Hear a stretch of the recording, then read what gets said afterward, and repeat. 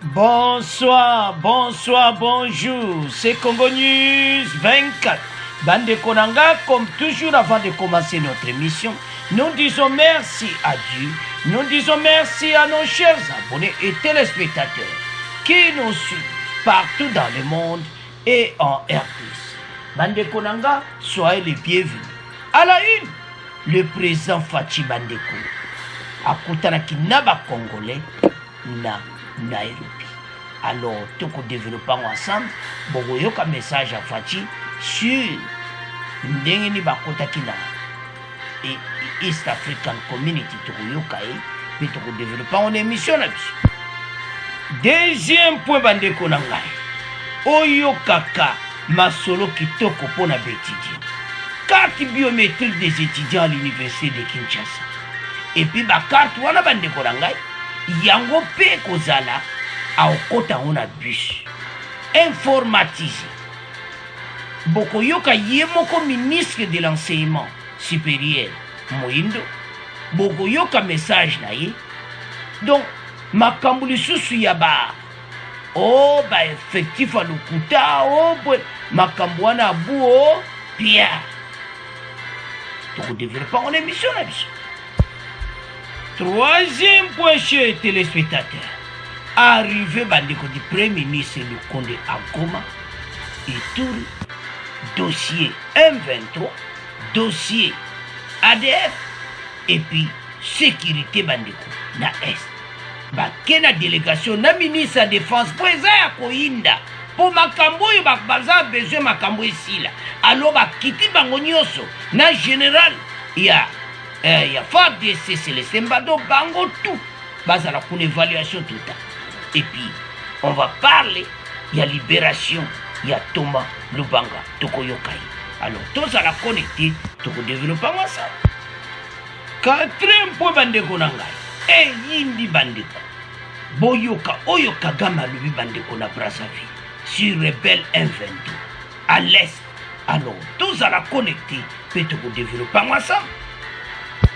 Alors, chers téléspectateurs, émission de Bandi comme d'habitude. Bon, ça bande comme tango tout sur l'ensemble de la situation Namboka Nabiso. On va commencer cette émission Bandeko avec Fachi, Tango Kenakina, Nairobi, Asola Kina Bandeko Oyo. Et l'autre memi Yango Awa. Et ça pour que lui a un message wana parce que opposition bazolo bango mabe. Que Fachi a continué ba pays à Est, donc à Tekimbo. Il y a un moment clarifié en boyo kaye moko Fachi, mpona nini to koti na East African Community. Fachi a ko expliquer na ba Congolais, oyo ya Nairobi, pour biso pe to comprendre importance nango. Malgré il y a haut et les bas à l'Est, mais kukota na Afrique de l'Est est important. Fachi azotala mingi relation na ba Kenya ba pays wa mususu. Po yana ba pays mususu wana do mawatru. Kote une économie na ndimité na Fachi deni ba okupiri. Parce que ba voisin baza déjà mal vu na misayemo président de la République. Le président de la République Félix Tshisekedi a profité de son séjour à Nairobi pour communier avec les Congolais résidant au Kenya. C'est dans un cadre bien choisi et très décontracté où le père de la nation congolaise s'est adressé aux compatriotes vivant à Nairobi. Une façon de prouver qu'il est le président de tous les Congolais où il se trouve. Yango et Mandeko, Togumela RDC, Togumela va président Ebele. Est-ce que tout le monde a? Non. Président de la République, Azako communier Naba Congolo Bazalibanda, Azo considéré Bissonio Soneti Bananaï. Selon une dépêche de la présidentielle, Félix Tshisekedi Tshilombo a exprimé l'importance de l'adhésion de la RDC à l'East African Community. Il y a plus à gagner notamment en matière de mobilité et de services. Il y aura aussi des visas pour entrer dans les pays membres. Il y a plus rassurer les Congolais dans son souci d'assister tout celui qui a choisi de vivre au Kenya. Avec la première dame, la communauté de compatriotes a remis les cadeaux de Bozomona Mama Tomoliputa. Donc, les Congolais, basali oyo kaka action, balingaka président na bango. Kolaksa bolingo aboui. Fatiso akeli bando zomona vema ba Congolais simanaï. Aza parmi ba président oyo so a voyagé à RDC, ba Congolais bazo kene kozela ba yokai. Biso moto monaki on a tourné na na Allemagne, Belgique, partout bazo lukasal, plein à craquer. Donc Congolais nyonso na libanda mboka azolinga président na et c'est ça. Alors, ok de mena Kenya, osé sur na besoin visa te. Ba coup de téléphone. Tango makamongo comme en vigueur parce que pour le moment na ne bandite le ko banda en vigueur. Oko benga ba pays wana nyonso. Donc na ba frais moko local. Donc ce que zota ba avantage c'est belo le kanabilo kona yo et tout ça ok ne vente là. Alors donc c'est ça et loko tina fachi akotuku. Mais toyeba ete na ba pays frontière na ba frontalier na biso surtout bato bazo epa na biso contrôle kozana bakotala bango mais koleka no bazana besoin visa te mais douane acheka toujours bilo wana ezana ngo normal pour les musubo okotsa biso ba pla boyiba minere na biso bozo katsa ba biloko ebele donc biloko ebele kozala surveiller. Selon une dépêche de la présidentielle, il a expliqué l'importance de cette adhésion. Il a plus rassuré les Congolais dans son souci d'assister tout celui qui a choisi de vivre au Kenya. Avec la première dame, la communauté des compatriotes a remis des cadeaux en nature au couple présidentiel. Donc, yango wana moni mama tombolina liputa le bazon la sakaka bolingo. Eze sengo komona comment fachi attachement yenango kukutana na ba Congolais libanda soko ayi. Ezali eloko zo laksa bolingo ya bandeko na yo. Yango ba Congolais fachi aza président na biso. Tolanda oyo ba discours nyonso zo lekati. Tozala bomoko succès kozala na EDC et puis gouvernement oyo bakoyela biso makamine. Alors, tutiki po oyo tokomokende na deuxième point. Alors, chers téléspectateurs, comme la deuxième point na biso carte biométrique des étudiants à l'université de Kinshasa. Bandeko bolanda parce que makambo zo changer na mboka. Yanti na bazo pesa dia message te pona kosala recensement ezalango fo makambo mena pour le moment. Avec la technologie bandeko botala kaka. Moto avandi wana ba PCP carte nesdenga avandi wana. Ba l'accès comment rapidité ezali. Le ministre de l'enseignement supérieur et université Mwindo Nzangi a procédé le jeudi 7 avril au lancement de la numérisation de son secteur. C'était à l'occasion d'une cérémonie solennelle organisée au sein de l'université de Kinshasa, sous la houlette du comité de gestion de cette institution. Alors, bandeko, balancer yango carte biométrique. Yango pe yango na ba Congolais tozana pour la carte d'identité. Alors, l'université, carte d'étudiant, mais et ça biométrique, mais tout le monde a carapoto.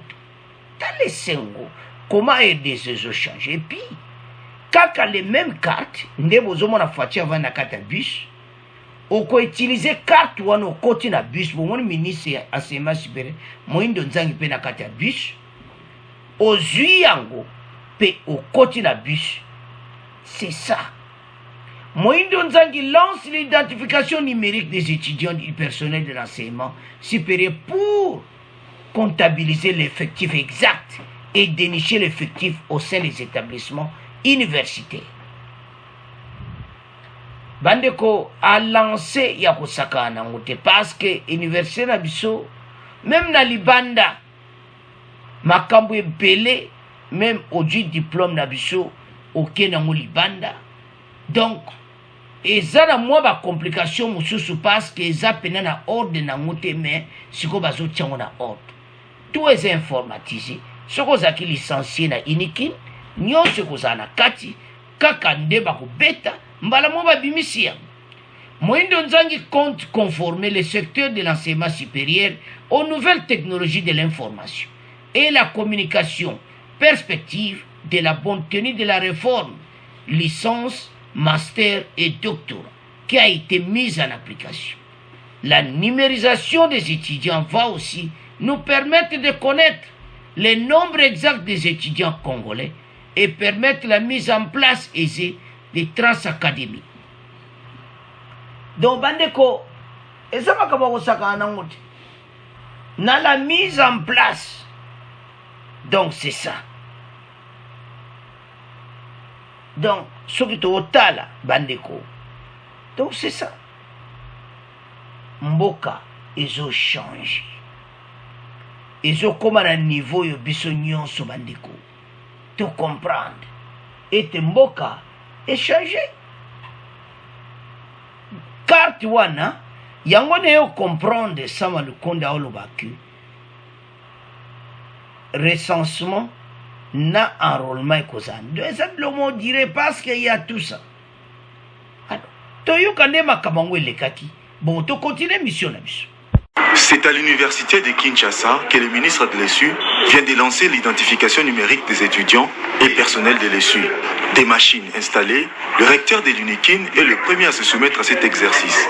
Le prof Kayembe obtient la première carte biométrique de main de Moïndo Nzangi au bout de quelques minutes de l'opération. Assainir les secteurs en maîtrisant l'effectif exact, dénicher les fictifs, lutter contre la fraude dans les établissements sont là quelques-uns des objectifs de cette action en vue de se conformer aux exigences du LMD dans l'intégration d'éthique.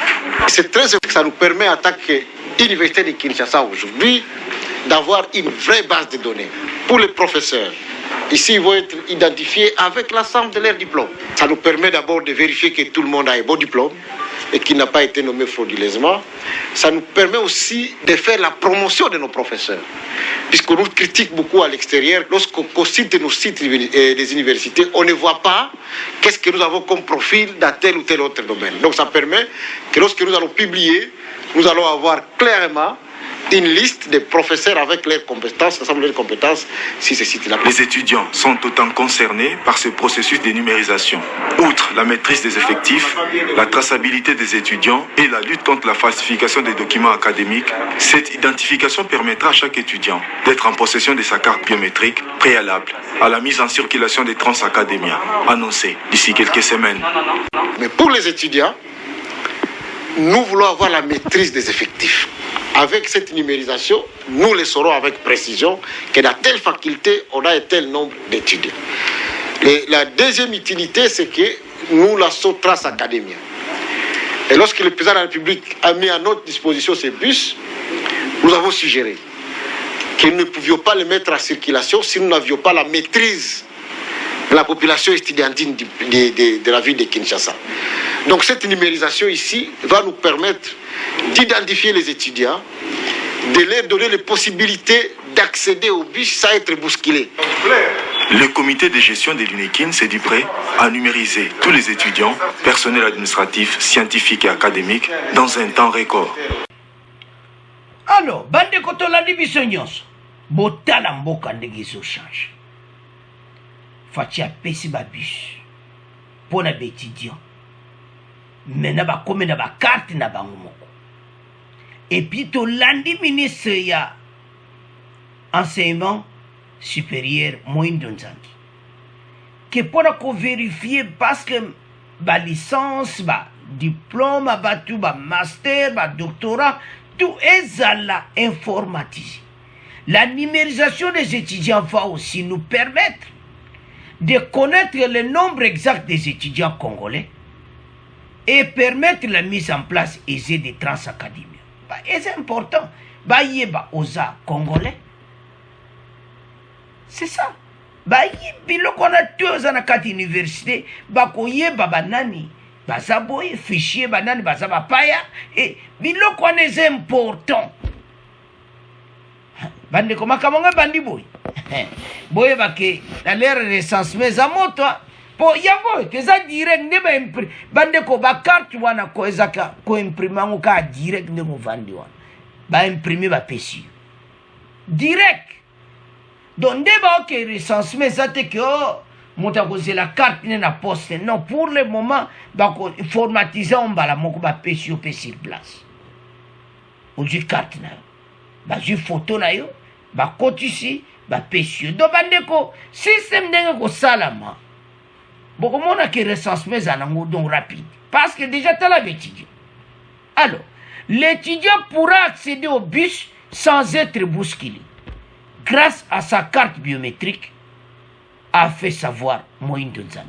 Donc, au côté de la bus, parce que le bus on a kanga qui ont capone ma carte.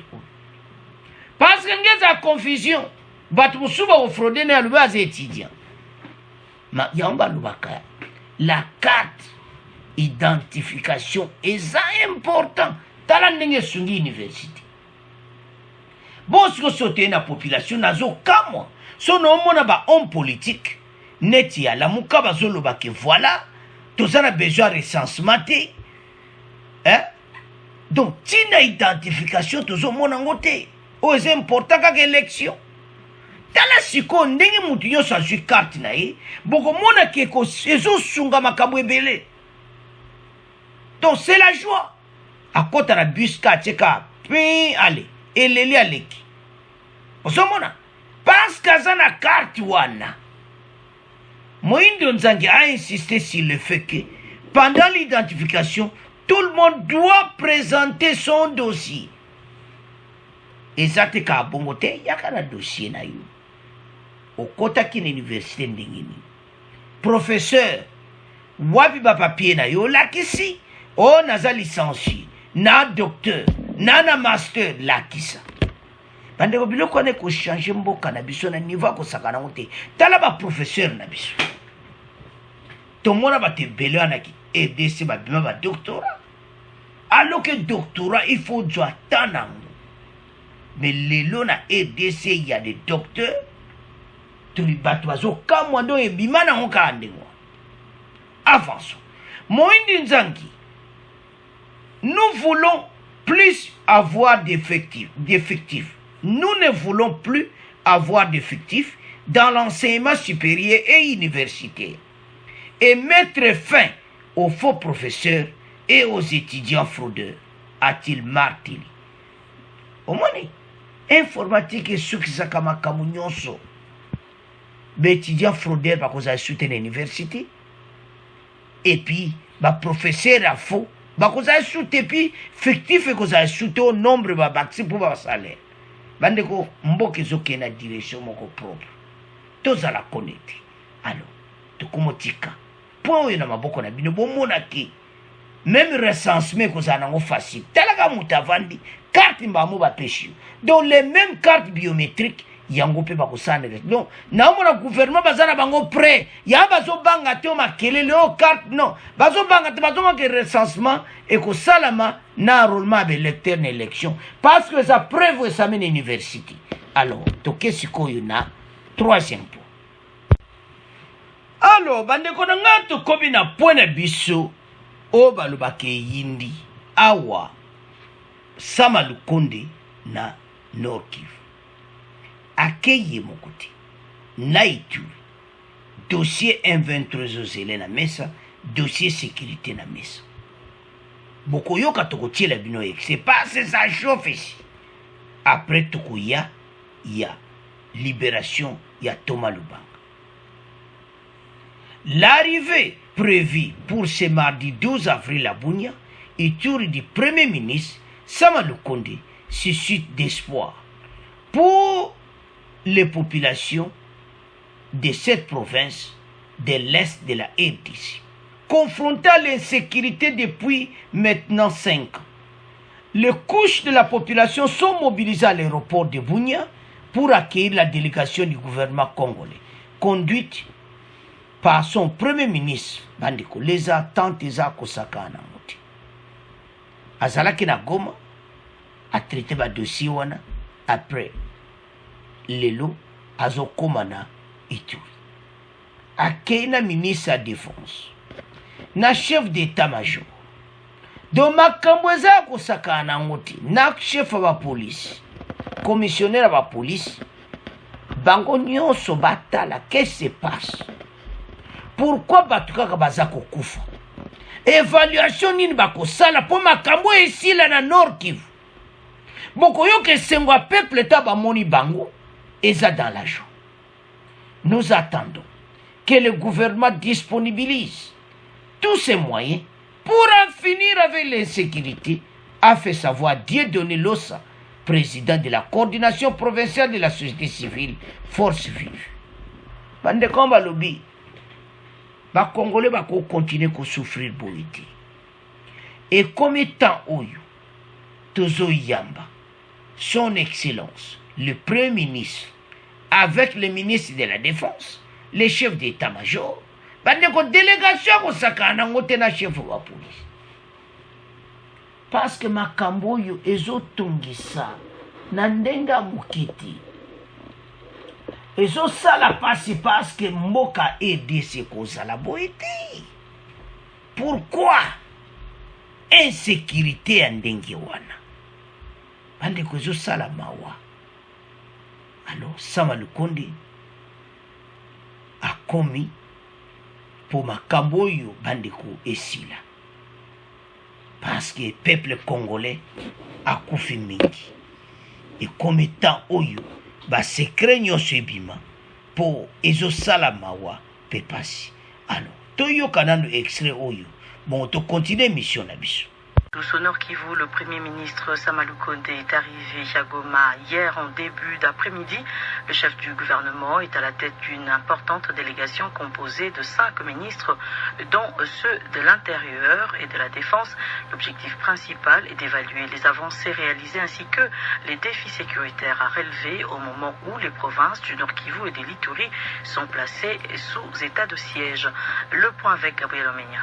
Le Premier ministre de la RDC est arrivé en début d'après-midi de ce lundi à Goma. Sama Lukonde arrive dans un contexte où l'armée d'un côté s'affronte depuis 2 semaines dans le territoire de Rutshuru aux rebelles du M23 et dans le territoire de Massissi, la résurgence des attaques sporadiques des groupes armés qui met à mal la sécurité de la population. Le chef du gouvernement dit venir évaluer les avancées enregistrées dans l'état de siège au Nord Kivu, mais aussi apporter son soutien au FRDC sans en a précisé la nature. Sama Lukonde. Notre but ici, c'est d'abord bien sûr premier une évaluation de l'état de siège en cours, mais aussi apporter un message de soutien aussi à nos forces armées. De son côté, la société civile du Nord Kivu précise que l'arrivée de Sama Lukonde inspire un espoir pour la fin des hostilités et le retour des personnes déplacées dans les territoires de Rutshuru. John Banyene. Ce que nous attendons de l'arrivée du Premier ministre, c'est de venir nous donner un ouf de soulagement pour que nous puissions recouvrer la paix et la sécurité qui est un droit pour nous, la population du Nord Kivu. L'agenda du Premier ministre prévoit au finish plusieurs rencontres avec les acteurs sociopolitiques de la province ainsi que l'évêque du diocèse de Goma, Monseigneur Willy Ngombi. Goma, Gabriel Ouame. Alors, chers téléspectateurs, nous avons suivi. Tolandi biso nyonso Sama Lukonde ndenge aye ndenge ni bazotia motema ke arrivé na ye pasio bazanango esila. Donc avec beaucoup d'espoir, stratégie baye nango pour ba évaluer et le qui ne marche pas. Pourquoi batuka bazokufa? ADF asaka koboma. De l'autre côté coup de coup et tout ça. Solution kozoma. Ande que ce peuple-là a beaucoup attendu. Nous attendons le gouvernement disponibilise tous ses moyens pour en finir avec l'insécurité, a fait savoir chef il y a société civile. Donc tant que bazo continuer koboma et ça la capacité et zo sala mawa mboka na biso hein ce qui tozo tala tozo mona makamabo donc ozo mona lobi mais notre pays qu'est-ce qui ne va pas? Pourquoi makambo yo? Mais toko koma na suka na parce que makambo yo ebandi bandaka ba rebelle 123 bazaka kotiamba olandi wana ba se retirer basalo ndire ke batiki baki mais basana bango wana ozomona donc ezosala mawa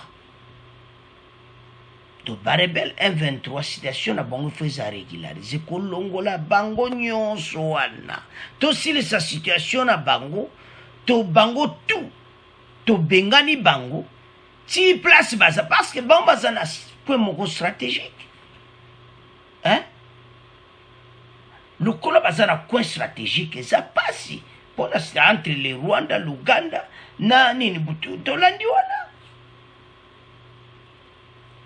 alors baza no bazoluka baza appuye na bavoisin eza nango clair tozoya na mpo wana suka bokoyoka oyo Kagame alobi sur M23 eza mawa alors avance biso toza déterminé que FARDC bendele koya te bateau yo bakende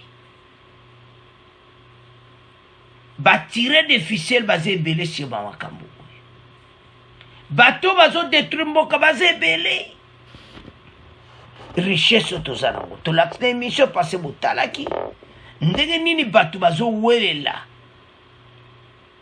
basite minier rebelle mais ça fait mal quand je vois tout ça. Donc, tout le monde a vraiment joué ça la mawa. Alors, tout le monde a extrait oyo.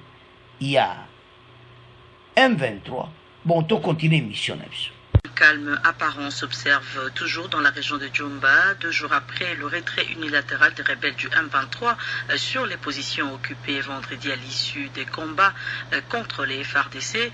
Bien qu'ils aient reculé, le M23 sont toujours en position de force dans la mesure où ils conservent les collines stratégiques de Tchanzu et Runyoni. Cette situation ne rassure pas du tout la population de la région. Sifa Magourou pour les détails. D'après des sources de la société civile dans la zone, les M23 sont actuellement positionnés à partir de Bougussa jusque dans les collines de Tchanzu et Runyoni, alors que les FARDC se trouvent à Rwanguba, Tchengerero et Bunagana. Nos sources affirment qu'une psychose s'observe toujours dans la zone malgré ce retrait. La population qui s'est réfugiée vers Rutshuru Centre et d'autres en Ouganda ne veulent pas rentrer car elles ne sont pas rassurées de ce retrait du M23 qui n'est pas le premier, disent nos sources. Seuls les habitants courageux tentent d'arriver au village pour prendre le nécessaire, notamment les récoltes, et retournent dans leur milieu de déplacement. Cependant, il faut rappeler que le contrôle des collines de Tchanzu et Runyoni reste stratégique dans la mesure où il facilite non seulement le contrôle des frontières entre le Rwanda, l'Ouganda et la RDC dans sa partie Rutshuru, mais aussi il donne accès au territoire de Masisi à partir de l'axe Kalengera-Tongo, ce qui explique le maintien à tout prix de cette région par les M23 et même le CNDP auparavant. Goma Sifamago. Alors, bande kotolandi biso nyonso wana. Parce que situation il y a M23 et ça compliqué pour le moment na niveau population zokokati. Batiki ba village nyonso aux alentours ya Tchanzu na Runi. Bango batikali na ngomba wana. Point stratégique na bango. FARDC sikoyo en tout cas. Faut balakisa bokasi. Toyebi ke armée rwandaise baza sima na bango. Mais biso dozana batu koleka bango. Et sa question renfort à makasi pe biloko alikolo bana ko kitela bango place wana. Ba bom moko aérien bo djube hélicoptère wana bo me rotindela bango yango po ezo sala mawa ke bango bazo senga négociation eza soni pona biso toko sala ngoti espoir arrivé à Samalukonde ba yena ministre de défense to landi biso son extrait oya liboso ete basilisa likambo oyo toko continue nango te 1-23 fois a délogé bazongi pene na pa bawutaki ndenge toyoki wana parce que trop c'est trop balanda bango tina dernier demain na bango bakende alors et ça passe bandiko la population de bolanda extrait wana mosusu balobi bakourage bazoya kozonga me aye azwi ka plan na ye akei parce que baza sur te bazomona ka lokola ke barrière su babotoli su FARDC place wana donc Sama Lukonde na ministre de défense boto ma solution hein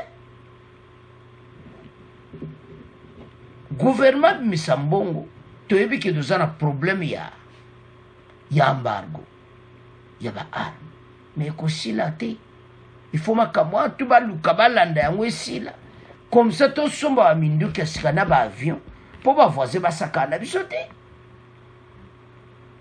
parce que balobaki clairement que 1-23 silaki na ye bongo force azwa bandeko nde toloba kuna eza ya koyinda parce que premier ministre akena ministre de défense na chef d'état-major na chef de la police bayeba qu'est-ce qui ne va pas ba arranger situation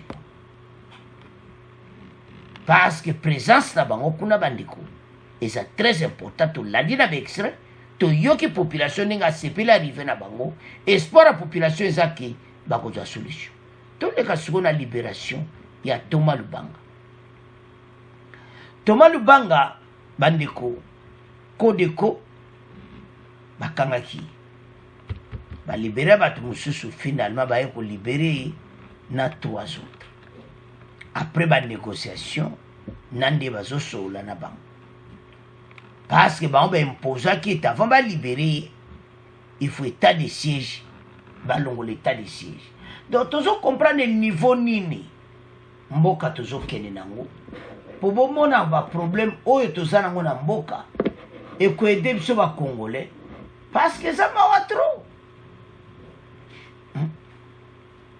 alors des moments terribles wana siko message na ye Thomas Lubanga oyo awuti nao na zamba tokotia pe extrait bokoyoka des moments terribles des moments d'incertitude et parfois de découragement. Ces mots sont de Thomas Lubanga après sa libération. Lui et ses 7 compagnons étaient retenus depuis les 16 février par les miliciens de l'Union des révolutionnaires pour la défense du peuple congolais, IRPC, une faction du mouvement mystico-militaire coopérative pour le développement du Congo Codeco. Et ça m'a dit, Nao ya leki nango. Alors, toyo kanano extrait oyo. Bon, to continue mission là. En Ituri, les 4 derniers membres de la task force qui étaient encore entre les mains de leurs ravisseurs de la Codeco ont été libérés ce mardi après 2 mois de captivité. Ils ont été acheminés à Bunia par des FARDC et mis à la disposition du gouvernement, affirment des sources concordantes. Des scènes de liesse de certains habitants qui craignaient pour leur vie ont été observées dans la ville et sa périphérie. Le point d'Isaac Raymond. Parmi les derniers otages qui viennent d'être libérés, il y a Thomas Lubanga, coordonnateur de la task force, et 3 autres membres de cette structure, dont 2 colonels de FARDC et Floribert Ndjabou. Selon certaines sources, ils sont affaiblis et certains ont des malaises à cause des conditions de détention difficiles dans les maquis. Ils ont été transférés au gouvernorat des provinces où de nombreux habitants sont venus les accueillir. Dans la ville et ses environs, des scènes de liesse étaient observées tôt ce matin. Selon des sources concordantes, leur libération s'inscrit dans le cadre des négociations avec le gouvernement de la RDC qui a répondu à certains préalables posés par le groupe armé Codeco. Il s'agit notamment de la libération de certains détenus présumés miliciens de la Codeco à la prison centrale de Bunia, du cessez-le-feu par l'armée et du retour de la population dans certains villages. Cependant, d'autres sources indiquent que ces otages se seraient échappés vers 2 h du matin des mains de leurs ravisseurs. Pour rappel, 8 personnes, dont 6 membres de l'équipe envoyée par le chef de l'État, avaient été prises en otage le 16 février 2022 vers Bambou dans les territoires de Djougou pendant une sensibilisation de ces assaillants à déposer les armes. 3 d'entre eux ont été relâchés il y a une semaine. Bunya, Isaac Remoyope, Radio. Alors, tolandi biso nyonso bandeko, Thomas Lubanga menaza libre. Bandeko va souffrir na ça. Il a dit ceci: je manque les mots pour remercier et féliciter notre armée. Il n'y avait plus d'issue pour nous, eux égard aux enchères organisées autour de nos personnes. Nous constituions pour nos ravisseurs des trophées. Ils pourraient faire avec des chantages autant qu'il voulait et pendant des mois, a dit Thomas Lubanga son arrivée à Bunia. Alobi azozanga même aloba. Ayebi nene akokumisa FARDC te. Na ba négociation nyonso ba libéré. Eza victoire pour la FARDC parce que ba condition Kodeko apesaki. Faut boza na stratégie au sola na ba. Bango bakanisaki FARDC akolenga. Va céder bango na makambo wana nyonso que voilà balongo l'état de siège. C'est que l'état de siège eza ko nuire bango. Pourquoi bazoboya? Pourquoi eza moko ba condition à Kodeko po batika Lubanga? Mais armée na biso ba sali vraiment ba stratégie mo kitoko. Azo remercier Thomas Lubanga, azo remercier FARDC na ndenga mukiti. Parce que yemo azayi kuna zoyoka nde ba négociation zoleka. Message otopesa na bandeko a Kodeko. Boza ba jeune soi-disant des Congolais. Parce qu'il faut ba vérifier pe. Mais bozo boma bandeko na bino moko ya Ituri. Message au chaque fois bazo yebisa bino bobima botika bobima na zamba. Normalement na makambo nyonso il fallait que tous en guerre kana ADF na M23 bazaba pa. Ba jena mboka na biso to koza na bitumba te.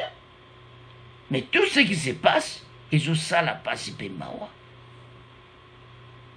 Yango tous ça va congolais que makambo bandeko toko koma na suka nango ke vraiment que masolo esili na ba Kodeko nyonso un jour bakupe malamba yoka batika minduki bango moko parce que RDC toko gagner makambo toza espoir parce que pays oyo fatia personne maboko na nzali faut toza espoir ya ote sa ba congolais botia espoir ete kimie kokota na est malgré na kati ya politique na biso makambo wana etali bango ti bango kaka élection 2023 et ça ne dépasse pe mao. Alors bandeko na ngai tozala ensemble po to avancer makambo oyo po tango bandeko ekoka oyo toko gagner masolo to gagner pena bokomona ndenge nini mboka na biso eko changer après est so eza libéré. Alors tokomotika troisième point na maboko na bino tokomoke na quatrième point. Alors bandeko avant toke na 4 points toujours toza ko pesa message oyo pona chaîne na biso RD Congo basango si bandi bandeko bokende kuna bomona makambo oyo gouvernement ba osala bandeko banzela makambo ebele bandeko ba travaux monsieur si bandaki nango neti ba uto kutana premier ministre basi ba bonsi côté ya Lubumbashi do banzela c'est ça doto tiango na kati kuna botala ndenge nini frontière RDC na Angola komi botala makambo ndenge nini bandeko ozo leka na mboka nande ba ministre ba komoke na balabala bandeko ba ministre sama lukonde ba yepe na ndenge osakana ti. Alors tout cela eza na RD Congo basango télévision bandeko bo s'abonner na chaîne oyo chaîne massivement pour kuna toza bilo mwa kitoko to tia pona intérêt ya mboka. Alors yango tozo senga na bino nyonso soko sisi émission awa en tout cas kende kaka RD Congo tala makambo eza kuna bandeko okosepela totika on abi. Alors chers téléspectateurs comme na 4 point na biso po yoka oyo Kagame alobi na Brazzaville sur rebelle M23 à l'est de la RDC. Bandeko, il a été accueilli na Sassou. Beaucoup yoka et puis beaucoup yoka extrêmement comme français bazolo basi ba stratégie il y a M23. Brazzaville, Kagame appelle à une collaboration constante pour lutter contre l'insécurité, notamment est de la RDC. Arrivé lundi 11 avril dans la capitale de la République démocratique du Congo, le président rwandais Paul Kagame a prononcé son discours devant le Parlement congolais de Brazzaville, réuni à Congrès. Dans son speech axé sur la sécurité, la paix, l'intégration régionale et l'unité africaine, le chef de l'État rwandais a appelé à une collaboration constante pour lutter contre l'insécurité dans la région des Grands Lacs. Dans son discours de 18 minutes en anglais, il a relevé au sein de la région des Grands Lacs quelques poches d'insécurité persistantes, estimant que la lutte contre ces fléaux nécessitait une collaboration régionale constante, notamment à l'est de la République démocratique du Congo, où opèrent les groupes armés. Ya yebi makambo tout. Mais la paix si on peut opportunité à l'eau à peine à parler ma Brazzaville. Bon. Bandeko. Tokotiela bino extrêmement bon yo kande bazolo ba stratégie il y a M23. Parce que ça li kamoko wana. Lelo ye voisin azolo ba pona yango. Stratégie sima nango eza nini? Makambo nini bango baza sima ya M23? Parce que oyo bango bazoluka o 2 cm 10 bakozwa yango ti. Bango nde bakopakata mbango. Azwi parole à lobby na parlement ya Brazzaville, alors qu'il y a koloba en français, mais à lobby en anglais, na évité, wana totika on a bino, a PCP, et s'il a insisté sur le groupe armé na Est. Ya yebi makambo wana to. Oy ezana Est et DC ya yebi. Mais tangu yazo mona makambo wana, tangu ye moko pe azo profiter na yango, eza pasi bandeko na ngai. Komona ke bango balingaka mboka na biso tozala batumba. Azwi parole la Brazzaville, alobi ke pona insécurité wana esila to collaborer hernios de collaboration constante. Et loko ni to collaborer na ibino. Fachi asaraka yango. Bomona qui azaki trop bon. Et maintenant fachi comprendre bino bandeko eza sundenge zalakati. Omonde yake Brazzaville ana ezaki kala fachi pe akatisi. Fachi za subongote. Et quand on a l'air mon place, il y a ça, Fachi pas comme ça là. Fachi ça comprendre le mouvement là-bas. Président de la République a eu comme on a que ma voisin, baza pena benemi na biso. Balingi mboka na biso ti. Et ça mawa personne. Alors, toyoka extrait oyo radio ba français balobi. Sur Est et DC. Bon, on continue mission à Bissou. Allô, Bachir. Bonjour. Comment allez-vous? Bonjour à tous les auditeurs.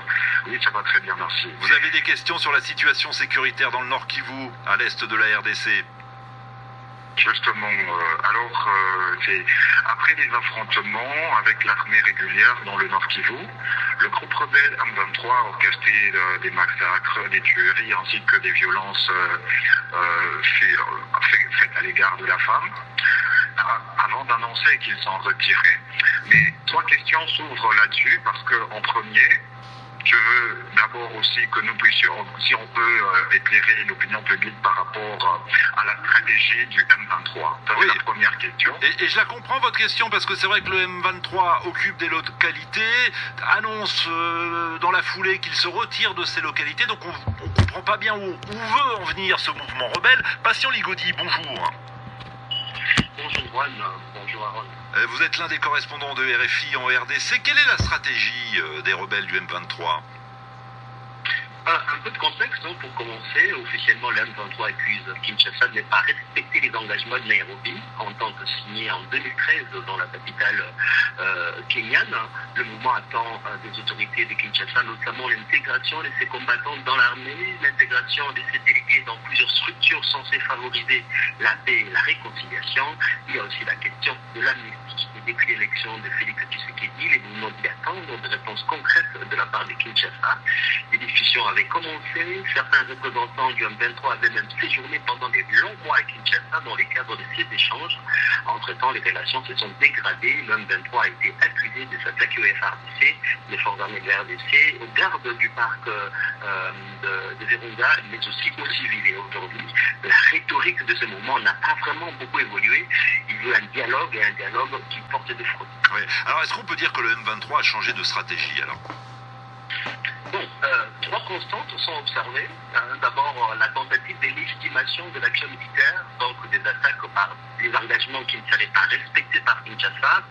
Deux, sur le terrain, le mouvement avance ses pions, occupe territorialement du village en démontrant que leurs combattants n'ont pas perdu leur capacité de nuisance. Et trois, l'autre constante, donc, c'est de discréditer au maximum les forces armées de la RDC, notamment avec des vidéos des personnes qu'ils présentent comme des militaires FARDC capturés sur la ligne de front, discréditer l'armée en l'accusant aussi d'utiliser les combattants FDLR comme supplétifs. Ouais, à suivre donc. Aaron. Alors, bandeko na nga tolandi biso nyonso. Stratégie M23 eza nini? Nani aza nsima na bango? Pourquoi yake koloba na Brazzaville alobi kaka makambo wana ya M23? Sikoyo. Tango azoloba yango. Eza mawa ba voisin bandeko. Il y a aussi beaucoup de conflits qui durent des décennies sur le continent. Waka message ne devant Parlement Brazzaville. Ce qui explique cela, c'est notre inaction. Il est temps de rebattre les cartes, a-t-il indiqué. Alors, il conflit, il bandakala. Et comme ils ont faute, il y a mon pour ça l'action. Mais, vraiment, Malobana, vraiment, ils ont fond du cœur. Action contre le groupe armé. Ma Congolais bandimité. Président Rwanda Lobilisou. Pas plus loin, au mois de mars, l'Est de la République démocratique du Congo, frontalier du Rwanda, a de nouveau connu des tensions entretenues par le mouvement rebelle M23. L'armée de la RDC a récemment accusé le Rwanda de soutenir ce mouvement M23, ce que Kikali démontre. Olobi yango ponani. Bande koma kambo to alobi yango devant Parlement na Brazzaville. Kena SARDC M23 batomboki. Armée à RDC balobi que Rwanda bazo soutenir M23. Mais baloba pe que sigis oazo s'excuser pe s'accuse. Neko situation za mobulu. Donc yaya azana problème. Ce qui to tala bandeko situation oyo male metozo kenango. Mais na ndenge nazomona makambo oyo. Bandeko yemoko oyo salebe yemo ezana motema na ye. Alobi ke banda kala makambo e banda e fallait to sala makasi nango to yokana. Abi collaboration mo constant na biso na Rwanda po makambo e sila na ba M23 oui. C'est ma Congolais famba kondimango. Je ne suis pas sûr. Na onyonso. Alors, to ki discours nene na tangi makambo wana siko to zonga na extrait wana ba français ba lobby. Ba stratégie M23 ezani. Baye bazongi. Est-ce que ba voisin bazo salaka ba mouvement na bango? Parce que son landi recommandation na bango ba kota na armée. Toyoki wana nde patient ligodi ou RFI a expliqué ke bakota nde na armée na bagrade na bango barecommandation na bango epuis bandeko eloko ezosala pasi babi basalaki awa na Nairobi avec ex-président de la République Kabila. Mais makambo wana etali faci te. Bino siko bokuta na faci boyo ko faci ayebisa bino ke boya kaka na recommandation wana bandeko situation oyo balobaka eza ya koyinda parce que so tali kaka situation o comprendre le bato yo non donc 1-23 baosala baje moko boye siko farde sa comprendre parce que tala sikoyo batiki bavila mosusu bazongi na Roni na bangomba mibale Tchanzu na Roni kuna bavandi et puis eza point mo stratégique entre Rwanda, Uganda na APC. Masana kwa mo bayebi ke place wana soko yindi to kati ngambo. Soko yindi libiso to kati mbango na Rwanda ba oyamba biso. To ça bien préparé. Sikoyo balobi ke bazongi sima. Mikole legaliso yoko ba attaquer lisusu na force. Donc c'est dit ba ça baje. Mutu azana besoin basali besoin na bango bandeko. Eza bakota na arme bayebi ke balkanisation kosimbati. Bayebi na bango très bien. Tiko problème na bango ezaki bakota kana arme bayebi ke so bakoti na arme. Biso to continue na ba problème na ba problème. Ngeke to sana. Siko te comprendre stratégie ya ba voisin. Comment bato baso senga ka bakota na arme. Na ba grade na ba wuti nango na M23.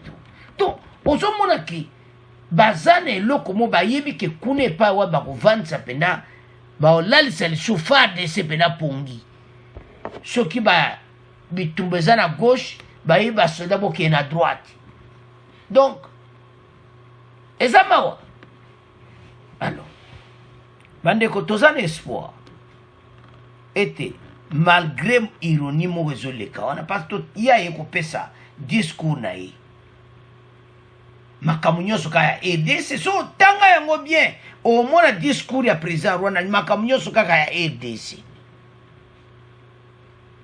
il fallait apesa pe ya ye moko ya mboka na ye moko ya ye moko apesa yango kuna mais discours mobimaka République démocratique du Congo République démocratique du Congo ça soit yambaki makambo nyonso aye nango alobika mpona mboka na biso alors bandeko bato oyo tokokoma na suka na bango tokosilana na bango très bien alors bandeko na nga bango basangani na barebele wana biso mpe tozotala RDC frontière na biso mpe toza kobatela yango eloko bazoluka bakozwa te parce que FARDC tia kobengana ba M23 bakei ti tokolanda bango ntina dernier demeure alors tolandi baextra ba français balobi ke bastratégie na bango ekomi siko FARDC ayekola bastratégie wana mpo mawa tro et puis tokomi na suka émission bo abonner massivement na Congo News 24 au revoir à la prochaine.